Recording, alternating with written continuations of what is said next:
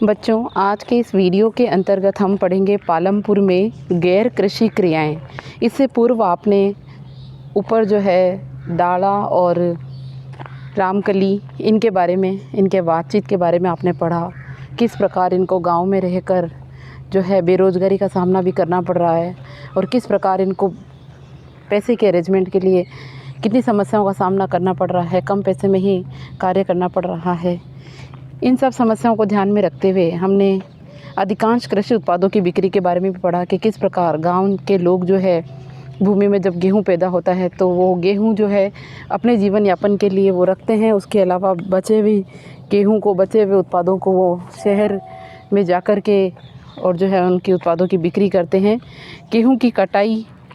गेहूं की कटाई करते हैं, उत्पादन पूरा हो जाता है तो किसान गेहूं का क्या करते हैं, अपने खाने के लिए रख लेते हैं और बाकी के बचे हुए गेहूं को वो जो है व्यापार के इरादे से बाज़ार में जाकर बेच देते हैं और जो पूंजी मिलती है उससे अपना जीवन चलाते हैं, है ना।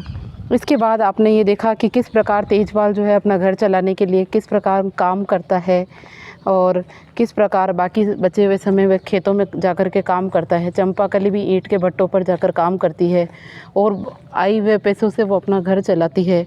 तो गांव में इन असुविधाओं और सुविधाओं दोनों के बीच की जो जंग है वो ये दोनों पात्र निभा रहे हैं। अब हम पढ़ेंगे पालमपुर में गैर कृषि क्रियाएँ, यानी कृषि अगर जो लोग खेती नहीं करते हैं तो फिर वो लोग गाँव में अपना जीवन यापन कैसे करते हैं, कैसे वो और कौन से दूसरे काम करते हैं जिससे उनका घर और उनका परिवार चल सके।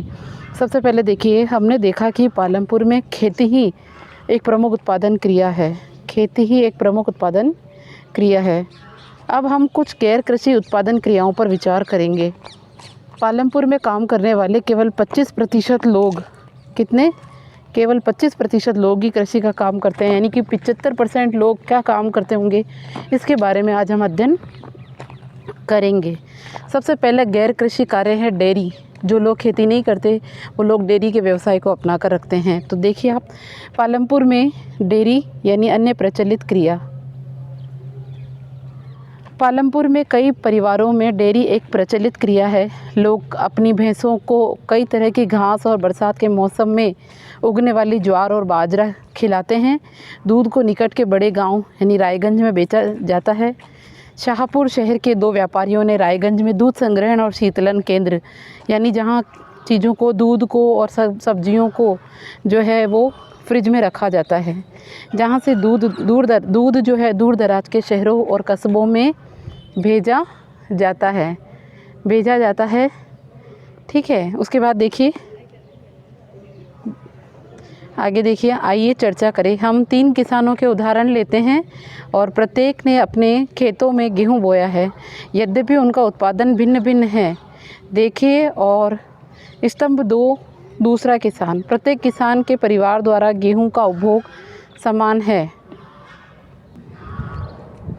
आइए चर्चा करते हैं इसके बारे में। और आप देख रहे हैं कि प्रत्येक जो खेत है, प्रत्येक ने अपने खेतों में गेहूं बोया है, यद्यपि उत्पादन अलग अलग है। और स्तंभ 2 में आप किसान को देखिए, प्रत्येक किसान के परिवार द्वारा गेहूं का उपभोग समान है।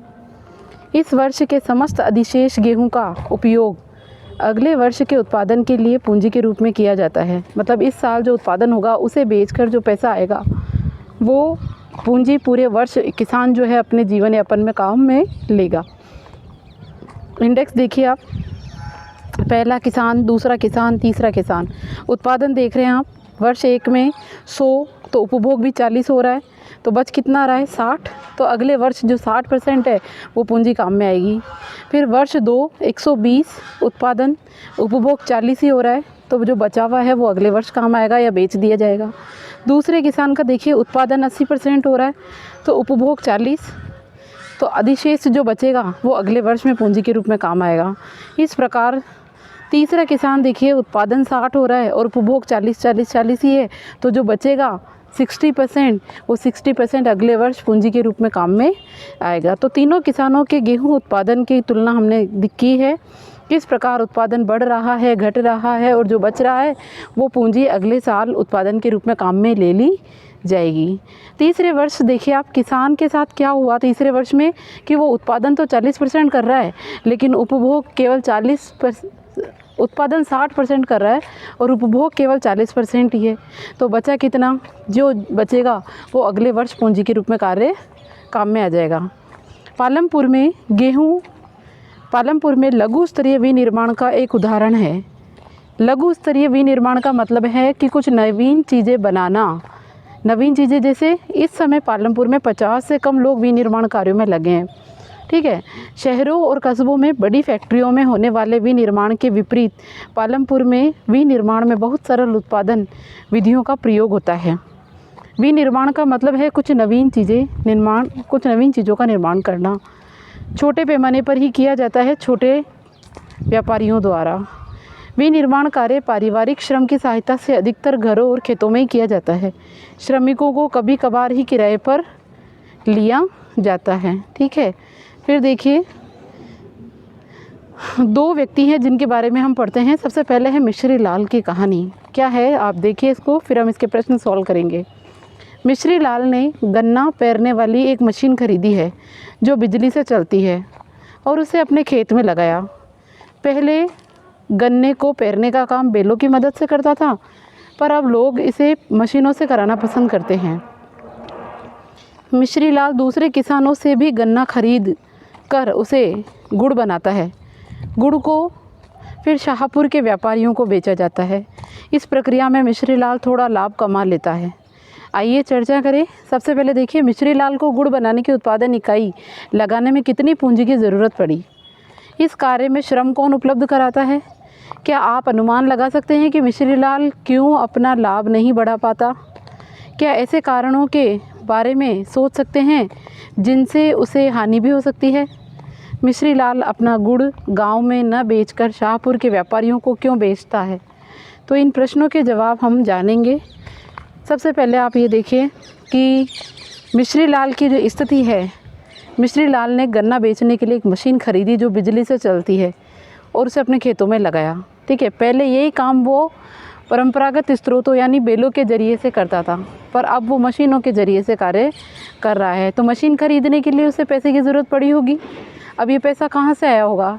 ये पैसा या तो उसने अपनी चल अचल संपत्ति को बेच करके और फिर ख़रीदा होगा, और या फिर उसने कहीं से कोई ब्याज या कर्ज के रूप में पैसा लिया होगा। इस कार्य में श्रम कौन उपलब्ध कराएगा? पहले वो खेतों में बैलों के ज़रिए काम करता था, लेकिन अब उसका सारा काम मशीन कर रही है, तो श्रम की संख्या उसे कम ज़रूरत हुई।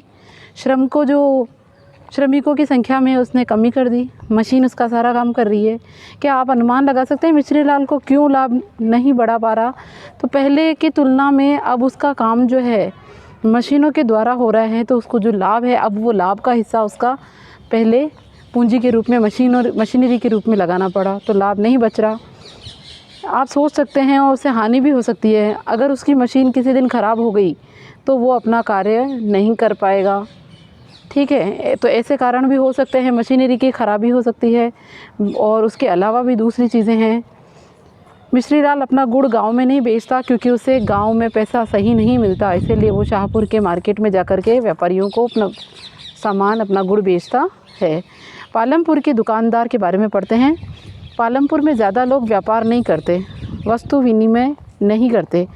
पालमपुर के व्यापारी वे दुकानदार हैं जो शहरों के थोक बाज़ारों से कई प्रकार की वस्तुएं खरीदते हैं, शहर से ख़रीद लेते हैं, उन्हें गांव में लाकर बेचते हैं। मतलब रेडीमेड चीज़ें शहरों से ख़रीदते हैं और शहर से लाकर के ही वो उन चीज़ों को गांव में बेच देते हैं। आप देखते होंगे छोटे मोटे जनरल स्टोर जो दुकानों पर गांव में खुले रहते हैं, ये लोग खुद चीज़ें नहीं बनाते, ये लोग जो है शहरों से सामान लाते हैं और सामान को लाकर गांव में बेचते हैं।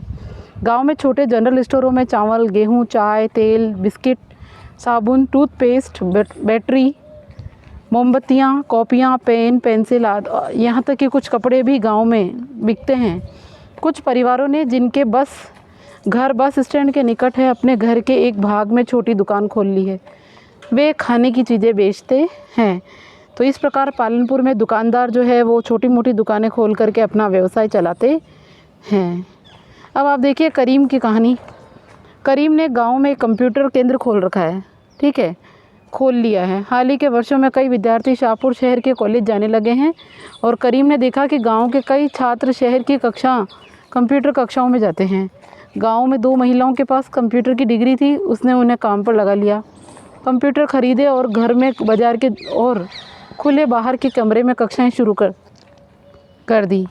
हाई स्कूल के छात्रों ने पर्याप्त संख्या में इन कक्षाओं में आना प्रारंभ कर दिया। तो एक प्रकार से आप देखिए कि इसने कंप्यूटर के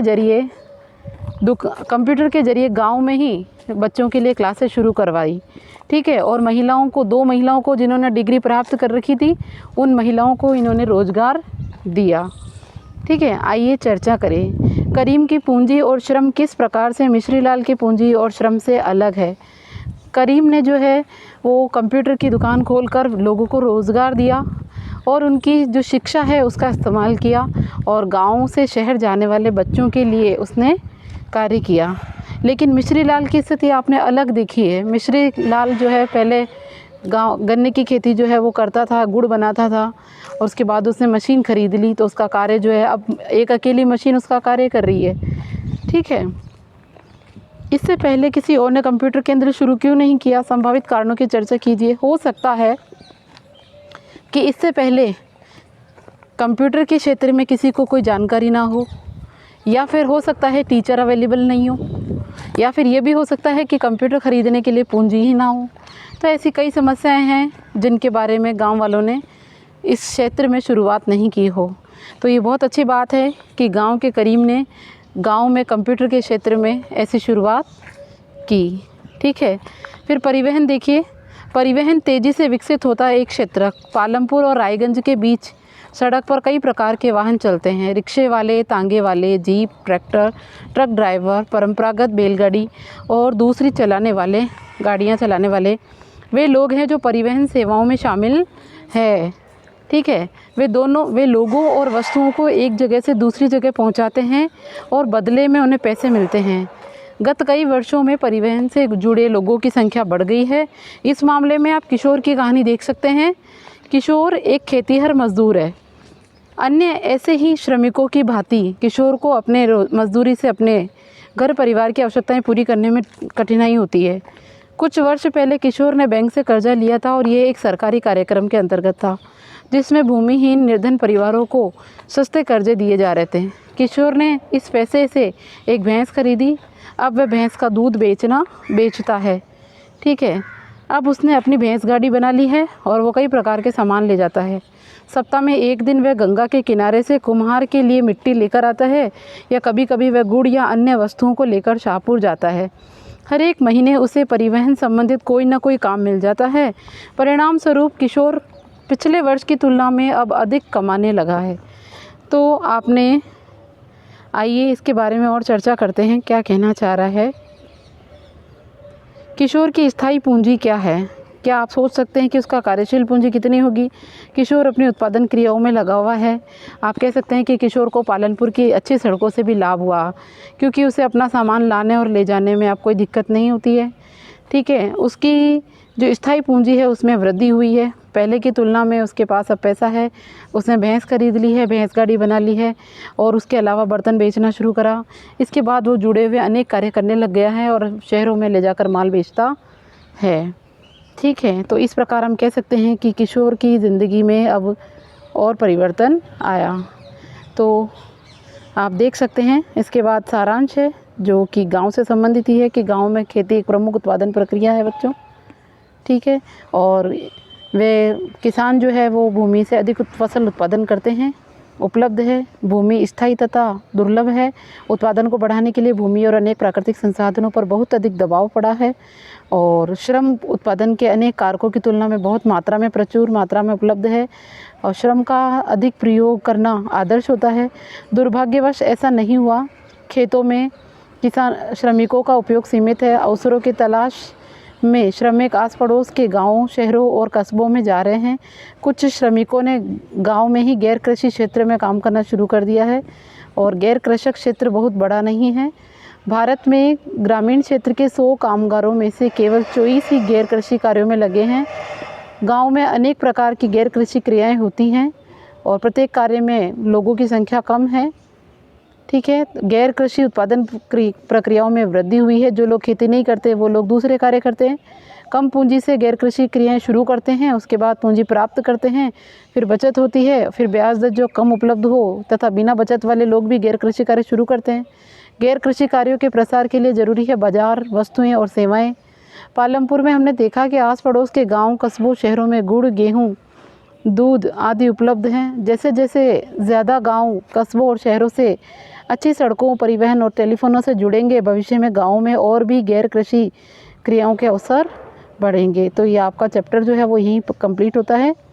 इसके बाद आप प्रश्न उत्तर देख सकते हैं। अभ्यास प्रश्न है और करीब 14 प्रश्न हैं, आप इनको हल करेंगे।